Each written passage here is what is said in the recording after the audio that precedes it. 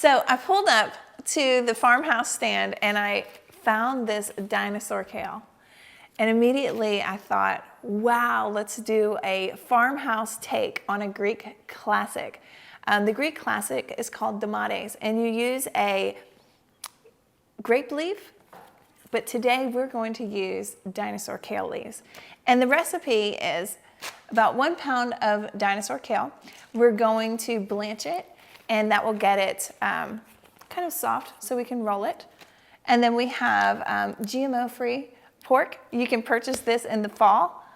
And then I have spring onions, a lemon, some fresh oregano.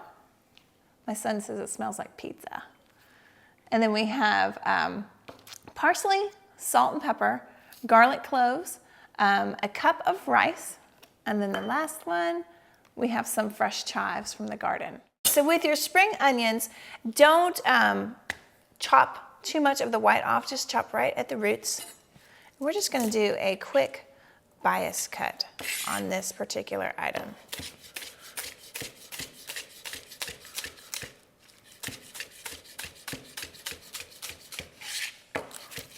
Just keep chopping.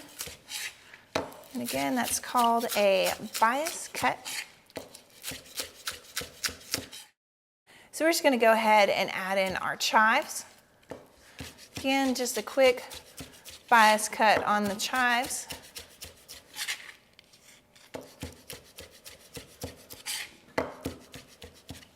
And then finally, our fresh oregano. And whenever you're using fresh herbs, you always want to add the fresh herbs at the very end of the cooking process. Here you go. So here's a garlic clove. How do you get into this thing? You just hit it with your hand, and then your skin should come right off. It should. Well, it should. And there you go. Let's try another one.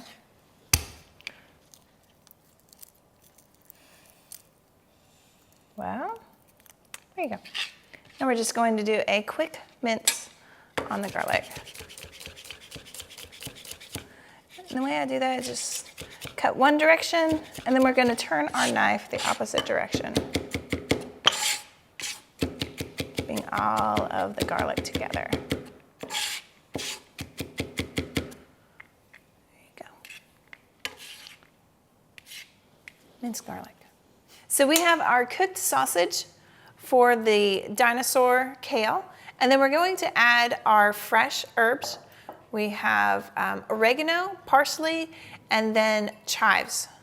We add that at the very end, and it just makes it a lot more flavorful than cooking with your fresh herbs. And then finally, we will add a cup of brown basmati rice. And just mix it. And then we're ready to wrap.